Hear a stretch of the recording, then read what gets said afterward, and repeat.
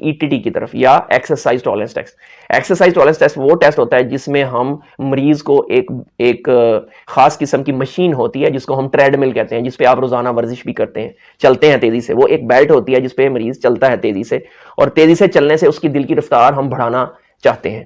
ہمارا مقصد ہوتا ہے ایکچولی کہ ہم دل کی رفتار بڑھائیں, اور دل کی رفتار بڑھا کر دل کو سٹریس میں ڈالیں, اس کو ہارٹ کے اوپر, دل کے اوپر وزن ڈال کے ہم دیکھیں, سٹریس ڈال کے ہم دیکھیں کہ کیا دل جو ہے وہ اس کی کوئی نالیوں کی تنگی تو نہیں. اگر اس کے ویسلز کی تنگی ہو یا اس کو کوئی انجائنا کی شکایت ہو, تو جب ہم اس کو ایکسرسائز کرواتے ہیں, دل کی پیشنٹ کو ایکسرسائز کرواتے ہیں, تو اس کی ECG میں چینجز آ جاتی ہیں. تو ہم کرتے کیا ہیں کہ ہم ایک مشین کے اوپر مریض کو چلاتے ہیں تیزی سے ایکسرسائز, اور اس کے دل کی رفتار بڑھانے کے بعد ہم ECG کر کے دیکھتے ہیں.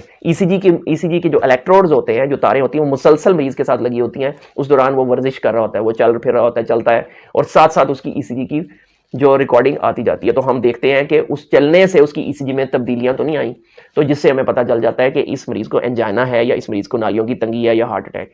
اگر کسی آدمی کا ETT یا ایکسرسائز ٹالرنس ٹیسٹ پازیٹیو ہو, یعنی اس میں پرابلمز ہوں, تو پھر ہم اینجیو پہ چلے جاتے ہیں, اینجیوگرافی پہ چلے جاتے ہیں.